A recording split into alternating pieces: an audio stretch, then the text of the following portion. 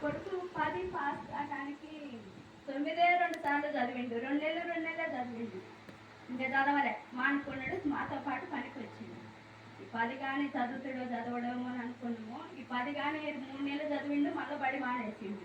మాతో వచ్చి చెరుకు కొట్టిండు. మళ్ళీ ఇంటికి వచ్చినాక సారోళ్ళే ఫోన్ చేసి పరీక్ష రాయటానికి, ఎగ్జామ్ రాయటానికి రమ్మని ఫోన్ చేసి సారోళ్ళే చేసిండు. ఇంత మంచి అవకాశం వచ్చిందని మేము పాస్ట్ అన్నతో ఫోన్ చేసి, అన్న సారోళ్ళు ఇట్లా ఫోన్ చేస్తుండ్రు, మరి ఏం చేద్దామని అంటే, ఏం బాధ లేదమ్మా, నేను ప్రార్థన చేస్తాను, తీసుకుపోయి రాపించుకొని రండి అన్నాడు. ఆ రోజు సారోళ్ళకి అడిగిపోయినాం మేము రాయటానికి, అడగటానికి. పోతే శుక్రవారం పోయినాము, వెనక్కి పంపించారు. మేము సీటు మీ బాబు చాలా ఇబ్బంది పెట్టినాడు మమ్మల్ని అని. ఇంటికి వచ్చినాం. ఇంటికి వచ్చి ఉపాస ప్రార్థన పెట్టించుకున్నాం. శనివారం రోజు అబ్రాహ్మ అన్నను గెలవనంపుకొని ఉపాస ప్రార్థన పెట్టించుకున్నాం. అన్న ఇట్ట అన్నారు, ముందేమో రమ్మన్నారు, అడిగిపోయి నాకేమో తలా ఒక మాట అన్నారు, సీటు అంటున్నారు, మరి అంటే ఏం కాదులమ్మా అని ఉపాస ప్రార్థన పెట్టించుకున్నాము. శనివారం నైట్ పెట్టించుకున్నాము. ఆదివారం సోమవారం తీసుకొని రండి అన్నది. బాబు పోయి ఎగ్జామ్ రాసి వచ్చిండు. రాసి వచ్చిన తర్వాత ఒక సబ్జెక్టు ఫెయిల్ అయిపోయింది.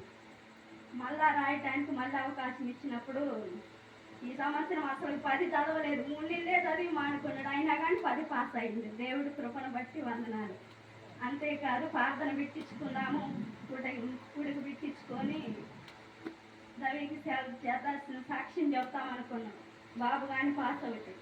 ఒక తీర్మానం చేసుకోమని అబ్రాహ్మణ చెప్పింది. పరీక్షలకు పంపించే ముందుగా నేను నా భర్త ప్రార్థన చేసుకున్నాం. వచ్చినాక కూడికి పెట్టించుకుంటామయ్యా, సాక్ష్యం చెప్తాం ప్రభు అనుకున్నాం. దేవుడు పాస్ చేసిండు, కానీ మేమైతే ప్రార్థన పెట్టించుకోవాలి. ఎప్పుడైతే మేము ప్రార్థన పెట్టించుకోకుండా ఉన్నామో, మా బాబు బడికి పోలేదనే కోపంతో మేము ప్రార్థన పెట్టించుకోవాలి. మళ్ళా పోవట్లేదని, రెండోసారి 11కు పోవట్లేదని ప్రార్థన పెట్టించుకోలేదు. అందుకని ఒకటి పోయాలకు ఒకటి సమీక్షలు. జోజనకి గుండెలు నొప్పి రావటము, బాగా లేకుండా ఉంటాం 4 రోజులకి 3 రోజులకి అట్లా బాగుండట్లే. ఆయనకు బాగుండేలక కొంచెం నాకు బలహీనత, నాకు కొంచెం బాగుండేలక ఇది. ఇప్పుడు మళ్ళా మా అత్తకి బాగలేదు. ఎందుకంటే ఏ పనికి పోయినా కానీ పని జరగట్లే. ఈ సంవత్సరం ఏ పనికి పోయినా పోతున్నాము, 2 నెలలు అట్టుంటున్నాము, కానీ పని జరగట్లేదు. అమౌంట్ రాట్లా, అప్పులు తీరట్లే. ఎందుకెట్ట వస్తుందని నేను శనివారం రోజు అనుకొని అక్కడికి వెళ్ళినా కానీ మా ఆయనకి జ్వరం వచ్చింది. ఎడేమేమో కాళ్ళు మోకాళ్ళు వచ్చింది. ఎందుకెట్ట జరుగుతుందా, ఇంటికి పోదాం, అస్సలకి ఎడొద్దు, పోయి ప్రార్థన పెట్టించుకుందామా అన్నాడు.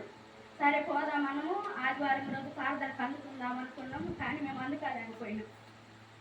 వచ్చి నాకు ప్రార్థన పెట్టించుకుందామని మేము అక్కడ ఉన్నప్పుడే సేవకులకు ఫోన్ చేసింది, 2 సేవకులకి.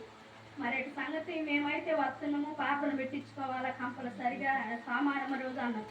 సరేనని 2 సిద్ధపడే ఉన్నారు.